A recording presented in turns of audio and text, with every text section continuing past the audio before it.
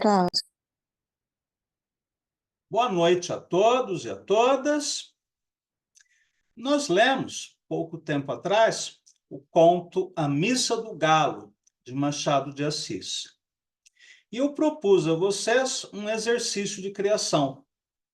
Que vocês escrevessem contos dialogando com o texto machadiano, onde o elemento principal é a sutileza, a delicadeza de uma situação erótica que em nenhum momento é explicitada.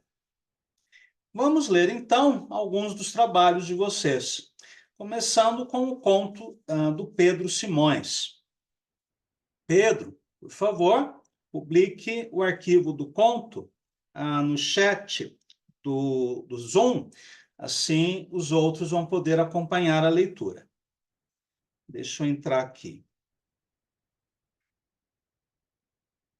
O conto não tem título? Pedro? Não, ainda não pensei em um título para ele. Sem problemas. Às vezes, pensar no título é mais difícil do que escrever o poema ou o conto. Você gostaria de ler? Ou prefere que eu leia?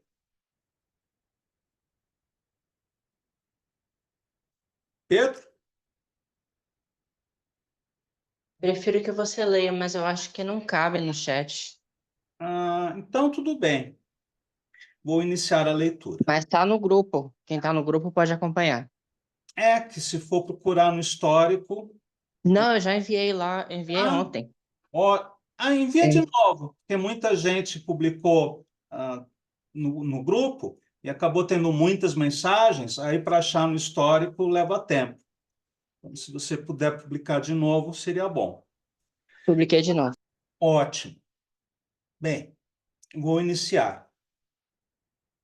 O ano era 1999. Era novembro e eu estava terminando o ensino médio. Prestaria o vestibular para engenharia, mas não tinha certeza se iria passar. Eu gostava de matemática e física, mas tinha bastante dificuldade com a matéria. Bom, no caso, são duas matérias. Mesmo assim, o melhor de tudo, na verdade, era a professora, claro, que, além de inteligente, era uma das mulheres mais bonitas que eu já vi na vida. Uau! Não sei o que me encantava mais nela. A capacidade com que ela explicava o conteúdo de equações, funções e leis de Newton, ou a beleza dos seus olhos, seus seios, de sua pele morena ou os seus cabelos crespos. Nossa, que dúvida! Jamais saberia responder essa questão. Eu tinha uma paixão platônica por ela desde o primeiro ano do ensino médio, quando ela falou pela primeira vez sobre o conteúdo de movimento uniforme em uma aula introdutória de física. Aquela voz fazia parecer com que até mesmo os números irracionais tivessem alguma beleza. Eu me esforçava para esconder a minha paixão por aquela professora, que tinha pouco mais do que a minha idade. Bonita, inteligente e cheia de energia. Ela era simplesmente perfeita. Nossa, não sei se você está sendo irônico. Ela tinha namorado? Eu não sabia dizer, mas esperava que não. Eu não sabia dizer se aquela paixão era platônica ou se ela gostava de mim. Bom, mesmo que ela gostasse de você, a coisa podia ser platônica, então não há uma contradição entre uma coisa e outra. Então eu cortaria essa frase. Mesmo assim, eu não era o único que era apaixonado pela Júlia. Esse era o seu nome. Todo mundo na minha escola também gostava dela. Corriam boatos que ela saía com alguns dos meus colegas, mas eu não sabia se isso era verdade. Na minha escola também tinha uma professora de artes que todo mundo gostava, que era casada com um professor de judô e acabou traindo o professor de judô com outro professor. Então, no terceiro ano do ensino médio, perto do vestibular, eu tomei a coragem de chamá-la para sair. Escrevi um bilhete e deixei perto de sua mesa. Não existia o WhatsApp na época, é claro. Júlia, pode me ajudar com o conteúdo de análise combinatória e probabilidade? Quanto cobra por uma aula particular? Pode vir na minha casa. Uma boa estratégia. Ela respondeu e disse: Mateus, não cobro nada. Você é meu aluno preferido. Fica de cortesia. Uau! Júlia chegou na minha casa e eu já estava cheio de segundas intenções. Comprei algumas camisinhas e me preparei para o que pudesse acontecer. Faltou expulsar os seus pais de casa, né? Ela chegou na minha casa, foi educada e começou a explicar o conteúdo. Era mais fácil do que eu pensava. Consegui resolver 3 dos exercícios e até mesmo sem a ajuda dela. Ela vestia uma saia curta e eu podia ver a sua calcinha. Conseguia também ver os seus seios, mas olhei apenas de relance. Tentei dizer algo, mas não saiu nada. Me deu um branco e tudo que eu tinha planejado caiu por terra. Mesmo assim, aprendi como nunca o conteúdo de análise combinatória e probabilidade. Bom, pelo menos isso. Logo depois de sair, eu disse: Professora, posso te dar um abraço? Claro, Mateus. Ela me abraçou e eu senti o cheiro delicioso daquele perfume de jasmim. Dei-lhe um beijo na bochecha, mas não consegui fazer mais do que isso. Bom, já é um começo. No dia seguinte, teria o vestibular. Caíram 5 questões exatamente como ela tinha me ensinado. Não posso esquecer que passei em engenharia civil por causa da professora Júlia. Tempos depois, já como engenheiro formado, a encontrei em um congresso sobre química quântica.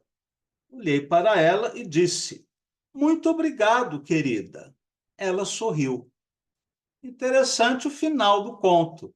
A sutileza ficou bem nas últimas linhas. Interessante. Esse texto é diferente de tudo aquilo que eu já li da tua escrita. Parece que nos outros contos de sua autoria, né, que eu já li, você deixou, né, a sua imaginação correr solta. Aqui não sei se por ser um exercício de criação, né, um diálogo com Machado, me pareceu que você segurou um pouco, aliás, segurou bastante a tua imaginação. Eu lembro de outros contos, né, que você escreveu e senti uma estranheza, né, lendo esse texto. Não apenas em relação à parte da fantasia, né, imaginativa, mas também no próprio estilo, né? Aqui você escreve de um modo diferente, né, daquela tua escrita que eu conheço, e de um modo até mais explicativo, de um modo mais fácil, digamos assim. Então, eu vou reler e vamos ver o que dá para mudar aqui. O ano era 1999. Achei interessante esse 1999 e não 2000, né? Um número ímpar, né? Com a repetição dos 3 noves. Era novembro e eu estava terminando o ensino médio. Então, aqui você colocou a delimitação temporal. Aqui é uma coisa que geralmente você não faz, né? Delimitar tempo, espaço. Aqui você delimitou, pelo menos o tempo, né? E pelo texto como um todo, até podemos imaginar qualquer cidade brasileira. Então, espaço fica meio que implícito, né? Embora indefinido. Ah,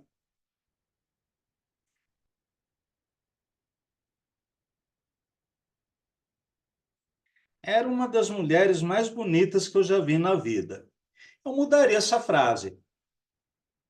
Você pode elogiar a beleza dela de um outro modo. Como você fez aqui, é um pouco clichê. Prosseguindo. Gostei do parágrafo anterior. Não sei o que me encantava mais nela. A capacidade com que ela explicava o conteúdo de equações, funções e leis de Newton, ou a beleza dos seus olhos, seus seios, de sua pele morena, ou os seus cabelos crespos. Achei interessante aqui a comparação que você faz.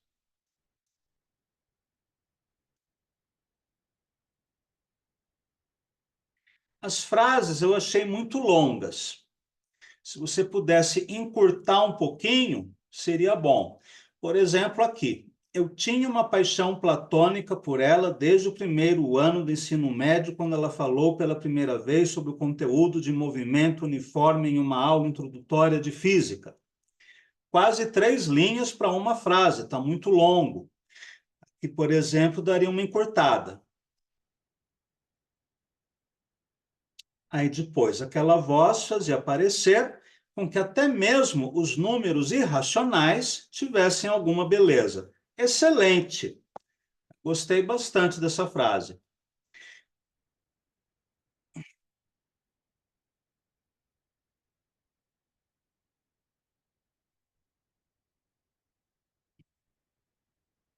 Bom, aqui você já ah, informa o leitor de que a diferença de idade, né, não é muito grande.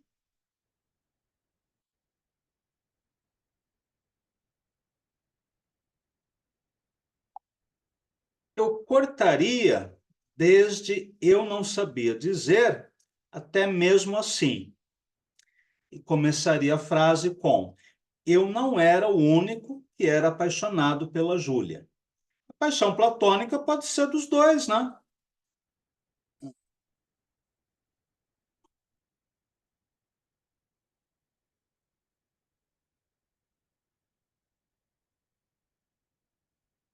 Você fala que não existia o WhatsApp, mas desde os anos 90 que existe e-mail. Eu já usei muito e-mail para paquerar, né? E-mail, Messenger.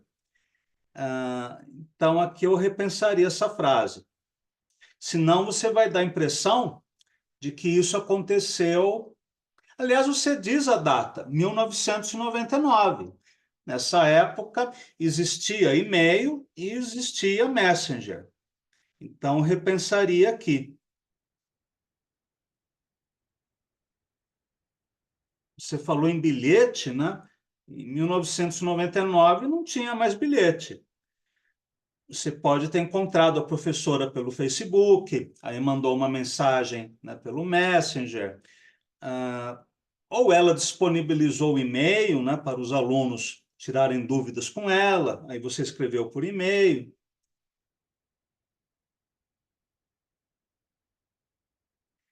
Bom, você chamou a professora para ir na sua casa. Você é um estudante secundarista, portanto, mora com seus pais. Mas você não diz, né, no conto o que, que você fez com seus pais.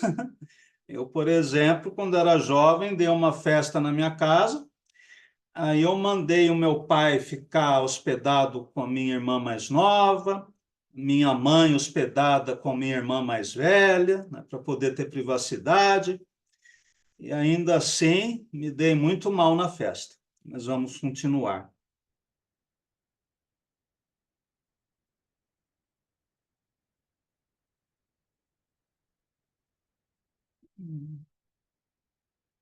Bom, como aqui a ideia é sutileza,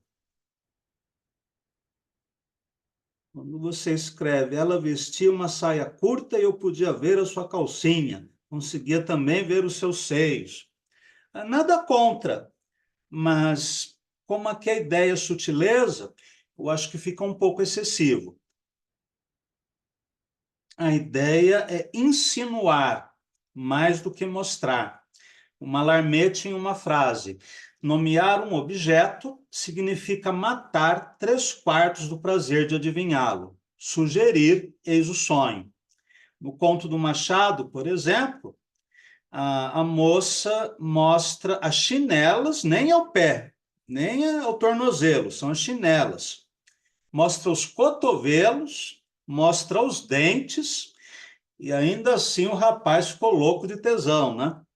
Então, com pouca coisa, já dá para incendiar.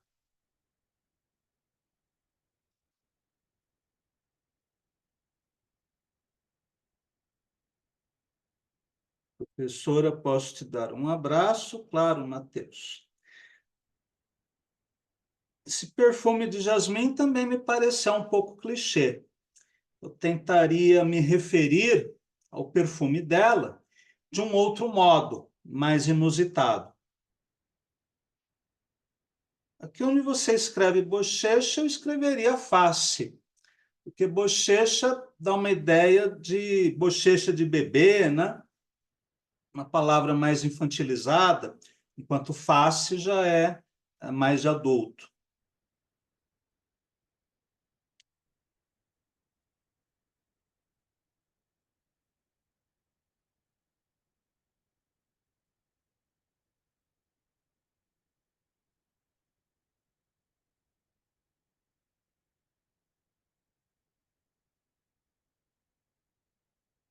Eu não sabia que existia química quântica, ou talvez seja uma ironia sua, né? Não sei.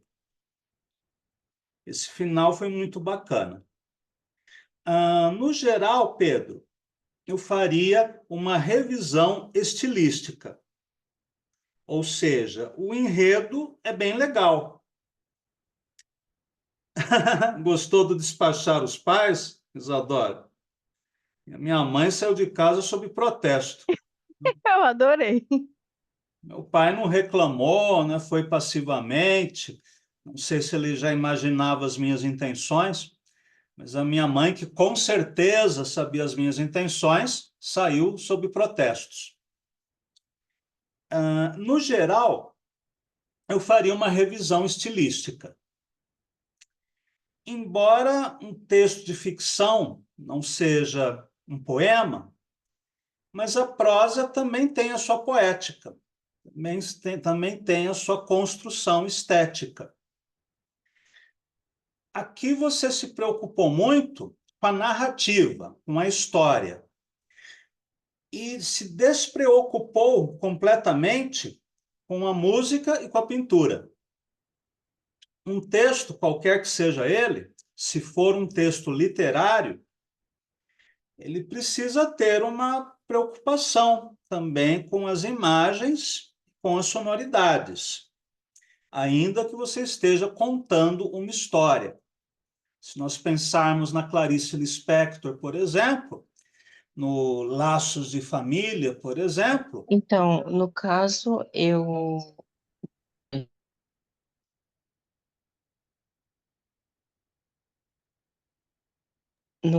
eu não escrevi uma coisa mais poética, porque a minha intenção era escrever um texto de humor, né? Escrever uma comédia, uma história engraçada, uma história divertida. É por isso que eu pensei em fazer uma coisa, uma linguagem mais informal mesmo.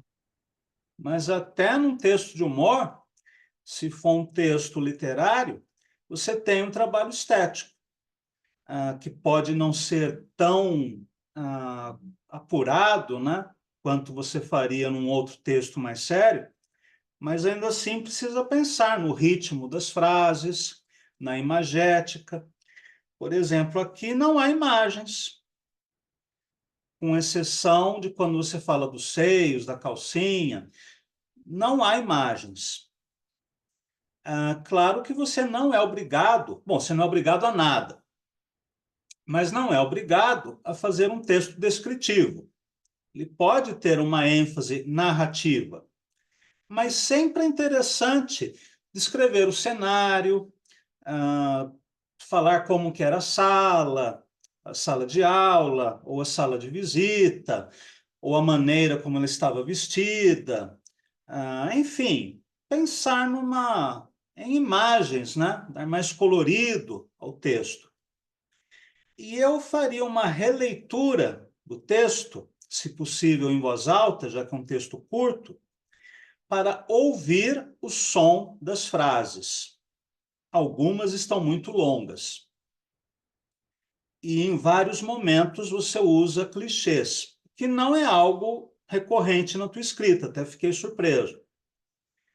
Aí vale a pena você investir em comparações mais inusitadas. O texto é irônico, é surpreendente, né? Tem um final bem bacana, mas eu acho que é um esboço, é um roteiro para uma história. Agora falta o trabalho literário. E como eu já conheço um pouco do que você escreve, eu acredito que você será muito bem-sucedido. Inclusive, já fica um convite para que daqui a algumas semanas você reapresente o texto já modificado. Bom, caso você concorde, claro, com a necessidade de reescrita. Aí mais para frente você pode apresentar a segunda versão, que é até interessante para a gente acompanhar a evolução do teu trabalho. É normal, tanto para um poeta quanto para um ficcionista, escrever várias versões de um texto. Eu mesmo, quando salvo um poema, às vezes eu salvo várias versões no Word. Por exemplo, tatuagem 1, tatuagem 2, tatuagem 3, tatuagem 4, até chegar, sei lá, na tatuagem 8. Aí eu tenho o poema definitivo. Legal, esse é o poema. Aí eu releio as versões antigas para ver se algo se salva. Se não, eu deleto tudo. Se não, eu salvo uma frase, uma palavra, alguma coisa que eu possa reaproveitar. E comparar as várias versões de um texto é sempre interessante, seja para o autor, seja para o leitor, para se ter uma ideia, né, do trabalho mesmo, né, da evolução do trabalho do escritor. Então, fica o convite, achei bacana a tua ideia, falta só esse desenvolvimento. Alguém gostaria de comentar o conto do Pedro?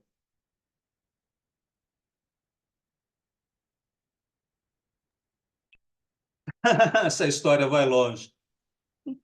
Eu achei deliciosa essa história, muito interessante. E isso que você coloca assim das questões estilísticas, eu senti falta também, mas assim de imagens dessa descrição, né, da sala, da roupa, de tudo mais. Mas assim, foi tão fascinante ver o final, fiquei curiosa para saber o final da história. Achei maravilhosa essa história. Acho que depois que o autor trabalhar um pouquinho mais nela, é Pedro, né? Não sei, é Pedro que Pedro, ele se... Eu acho que ela vai ficar assim brilhante. Já estou ansiosa para ver o final. com certeza.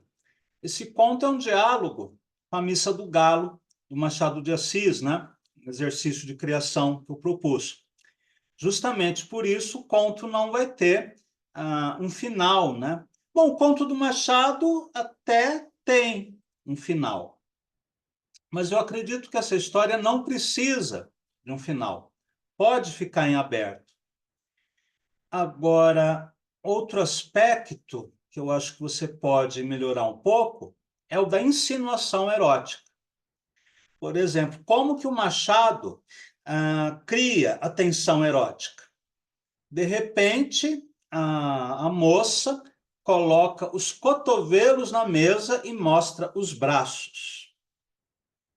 Em outro momento, ela sorri e mostra os dentes. Em outro momento, ela cruza as pernas e ela está vestida com um daqueles roupões do século XIX que escondem tudo, né? Mas o simples fato de ele saber que ela estava cruzando as pernas já inflamou alguma coisa nele. Depois, quando ela mostra as chinelas, aí ele vai ao delírio, né? Nem chega a ver o dedão, o tornozelo, nada. Vê só as chinelas e já fica possuído, né? Então, acho que falta aqui esses temperos no conto. De repente, você descrever a blusa da professora, descrever como que era essa saia, o tipo de tecido, se tinha alguma ilustração, algum bordado, enfim, como que eram os cabelos dela, esse tipo de insinuação erótica que nunca chega a alvos mais explícitos, né, como a calcinha ou o seio. De repente, só o modo de você descrever a blusa da professora pode ser altamente erótico, dependendo de como você imaginar, né, e descrever essa blusa. Ou ainda descrever os sapatos da professora, né? Nem precisa chegar no pé, de repente só o sapato já é uma coisa altamente excitante, né? E aí você pode aproveitar para trabalhar a imagem, as imagens eróticas nessas pequenas coisas, pequenos detalhes de nós dois, né? Como diria o Roberto Carlos. Então ficam as sugestões. Algum outro comentário? Então passamos para o conto da Isadora. Você gostaria de ler, Isadora? Oi, Cláudio. Se o meu áudio estiver bom, eu leio sim. Está Tá bom? ótimo. Olha só que milagre. Deixa eu abrir aqui. Eu acho que eu escapei quer dizer, eu tentei fazer a insinuação, mas eu acredito que ela tenha ficado um pouco soterrada. Vamos lá. Me diz aí. Me diz o que vocês acham. O lavabo da sogra, ou apenas eles podem usar filtro solar. A ponta de um sanduíche de pastrame ainda revira minhas entranhas. Os meus tênis e os sapatos sociais dele, manchados pelo odor de quem, reconhecidamente vegetariana, é uma péssima carnívora. Assustado, Felipe chama a ambulância que não tarda. Ainda estou prostrada sobre o vaso quando sinto a mão de Marina repousar sobre a minha testa. Meu amor, ela sussurra bem próximo ao meu ouvido. Meu corpo arrepia, mas é Felipe que passa delicadamente uma liga sobre os meus cabelos pretos e os prende em um rabo que parece ferver sobre o meu corpo. Já sangro por todas as partes quando ouço as sirenes que aguardam a autorização do porteiro. Sobem pelo elevador de serviço, esbarram seu giroflex na pérgola do espelho piscina que nos acolhe desde muito adolescente e reverberam no dourado ferragem do banheiro do meu quarto de hóspedes. Ao fundo, alguém gargalha e é abruptamente interrompido pelo som de um tapa. Nada sai, nem uma única migalha de ração sai da cozinha sem que a minha sogra supervisione pessoalmente. Marcaríamos hoje, os três, a data da nossa mudança. Muito bacana, Isadora. Gostei bastante. Repensaria talvez o título. É um texto bem curto. Eu vou reler e comentar. A ponta de um sanduíche de pastrame ainda revira as minhas entranhas. O que vem a ser um pastrame? Pastrame é uma carne normalmente feita por judeu, assim, são várias carnes kosher, é como se fosse um embutido. Certo. Os meus tênis e os sapatos sociais dele, manchados pelo odor de quem, reconhecidamente vegetariana, é uma péssima carnívora. Interessante. Assustado, Felipe chama a ambulância, que não tarda. Ainda estou prostrada sobre o vaso, quando sinto o toque desesperado da mão de Marina sobre a minha testa. Meu amor, mas é Felipe quem passa delicadamente uma liga sobre os meus cabelos pretos e os prende em um rabo. Aqui eu confesso que eu achei meio confuso. Primeiro fala na mão de Marina, depois passa por Felipe. Achei... Cláudio, é que tu tá lendo, eu acredito que tu esteja lendo a versão anterior. Eu fiz algumas corrigendas numa versão que eu enviei para o grupo. Eu posso reenviar de novo. Eu posso colar aqui. Espera aí, só um minutinho. É que o texto tem que ser independente das versões anteriores. Não, só um minuto. Deixa eu só colar a versão revisada, Cláudio. Ah, Peraí. tá. É que eu fiz uma pequena alteração nele, justamente porque eu senti também essa chaticezinha confusa aí. Hum. Essa confusão. Peraí, só um pouquinho. Você vai publicar no Zap ou aqui no Zoom? Tô tentando copiar aqui. Certo. Se, se o computador ajudar. Só um minuto. Hum. Ué, não tá copiando. Não. Ah, tá dizendo que a mensagem é muito longa. Então envia pelo Zap. É porque já tá enviado pelo Zap. É de Mas está no mensagem. histórico, né? Até a gente achar Ah, no tudo bem. histórico. Já vou reenviar aqui.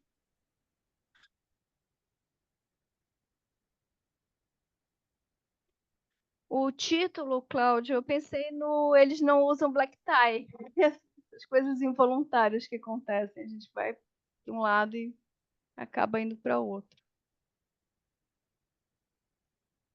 Pode ficar interessante ou não, dependendo do jogo paródico, né? Sim. Esse é um título bastante conhecido. É, por isso. Bom, eu acho que foi. Nos... Lavabo da sogra revisado. Ah, tá.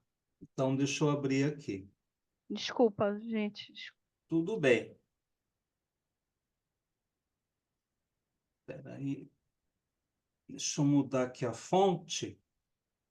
Vou colocar um espaçamento maior, que fica mais fácil para ler. Então, vou ler de novo. A ponta de um sanduíche de pastrame ainda revira minhas entranhas. Os meus tênis e os sapatos sociais dele, manchados pelo odor de quem reconhecidamente, faltou o verbo, né? É vegetariano. Deixa eu aumentar o corpo também. De quem é reconhecidamente vegetariano. Ah, não, o verbo vem depois. É uma péssima carnívora. Ficou legal essa ironia. Assustado, Felipe chama a ambulância, que não tarda. Ainda estou prostrada sobre o vaso, quando sinto a mão de Marina repousar sobre a minha testa. Meu amor, ela sussurra, bem próximo ao meu ouvido. Meu corpo arrepia, mas é Felipe que passa delicadamente uma liga sobre os meus cabelos pretos e os prende em um rabo que parece ferver sobre meu corpo. Ah, bem mais claro aqui. Já sangro por todas as partes quando ouço as sirenes que aguardam autorização do porteiro. Sobem pelo elevador de serviço, esbarram seu giroflex na pérgola do espelho piscina, que nos acolhe desde muito adolescentes, e reverberam no dourado ferragem do banheiro do meu quarto de hóspedes. Ao fundo, alguém gargalha e é abruptamente interrompido pelo som de um tapa. Nada sai, nenhuma única migalha de ração sai da cozinha sem que minha sogra supervisione pessoalmente.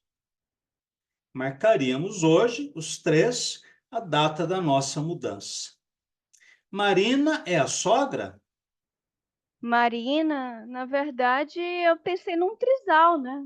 Assim, tipo, para mim era um Tá trisal. certo. É um trisal mais a sogra? Não, bom, o que eu imaginei, né? O que saiu, o que eu pensei foi um trisal, sendo que a menina realmente é de uma classe social mais baixa, né? E tanto que ela fica no quarto de hóspedes e tudo. Tanto que a piscina que os acolhe parece sempre uma piscina de hóspedes para ela. E me parece que ela foi envenenada e que a sogra que talvez tenha feito esse envenenamento porque seria decidido ali, naquele momento, a mudança, o casamento, a troca de sexo, enfim, alguma outra situação que a sogra não estava colhendo e que não tinha o que fazer. Bom, uma das duas sogras, né? Não, a sogra que está na cozinha. A Marina eu ainda penso como parte do trisal. Eu penso dois irmãos, e a Marina é um desses irmãos. Então seria a Marina, o Ah, são rapaz, dois irmãos. são dois irmãos. E mais a moça que está envenenada. Tá. Então, aqui, o teu caso é o extremo oposto do caso do Pedro. Esteticamente, está muito bem resolvido. Está muito bem escrito o texto. Porém, o enredo não está claro. Tá Sem bem? dúvida, você não precisa ficar explicando tudo. Você pode deixar algumas coisas no ar, né? Agora, outras coisas precisam estar claras. Por exemplo, que é um trisal, que são dois irmãos, que sogra que é essa, senão fica muito vago. E a ideia de um texto de ficção é que, mesmo que haja ambiguidade, mesmo que haja dúvida, que o final seja inconcluso, mesmo que o autor não explique tudo em detalhe, mas precisa ter um mínimo de história que o autor reconheça.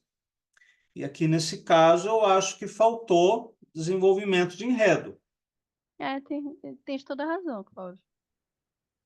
Agora, com a tua leitura, eu percebo que está faltando. Ficou mais na minha cabeça do que no papel. Então, esse é o teu desafio. O Pedro precisa trabalhar mais a poética do texto, o enredo está pronto, e você, ao contrário, né? A poética do seu texto está pronta, mas falta desenvolver o enredo. Tá bem. Por isso, bom, por vários motivos, né? Que eu acho o Guimarães e a Clarice fantásticos. Em qualquer conto do Guimarães Rosa, da Clarice Lispector, a gente vai encontrar essas duas coisas tão perfeitamente encaixadas que ficam até indissociáveis. E isso é bastante difícil. Há muitos escritores que apenas sabem contar a história, mas que, em termos literários, são até meio pobres, como Dalton Trevisan. E há outros autores que esteticamente são muito ricos, mas que a história fraqueja. Os gênios, né, como a Clarice, o Rosa, são aqueles que conseguem unir as duas coisas de maneira indissociável, né? Então, É esse é o isso nosso mesmo. desafio.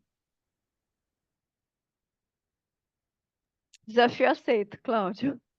Tá certo. Não sei se vocês conhecem a prosa do Wilson Bueno. Eu vou falar sobre ele provavelmente na semana que vem, na aula sobre neobarroco. Wilson Bueno, ele foi um poeta e prosador, né, curitibano, curitibano não, paranaense. Ele viveu em Curitiba, mas nasceu em outra cidade. Ele é fantástico. Ele é um escritor da segunda metade do século XX, foi assassinado em 2000 e pouco, né, por um Michê. Ele contratou, né, um Michê para atendê-lo em casa, e na hora de pagá-lo, ele quis pagar em cheque. Não se paga garotos ou garotas de programa com cheque. Aí o rapaz saca uma faca e assassina, né, o Wilson Bueno. Isso até lembra um pouco o assassinato de Pasolini. Wilson Bueno, ele tem uma prosa fantástica. Procurem os livros dele na estante virtual. Vale muito a pena vocês conhecerem o que ele escreve, o que ele escrevia. Algum outro comentário? Questão?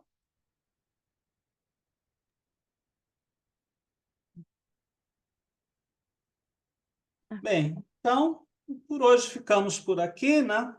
Praticamente já deu o nosso horário. Bom, na semana que vem, eu quero apresentar uma aula teórica, né? Já que as últimas aulas foram de oficina de escrita. Na semana que vem, eu vou apresentar uma aula teórica sobre a Hora e a Vez de Augusto Matraga, uma novela justamente do Guimarães Rosa. Maravilhoso. Depois podemos voltar às oficinas, né? Inclusive porque tem o conto do Hudson, que nós ainda não lemos. Então é isso, meus caros. Por hoje ficamos por aqui. Agradeço a todos e a todas. Bom final de semana e até o nosso próximo encontro.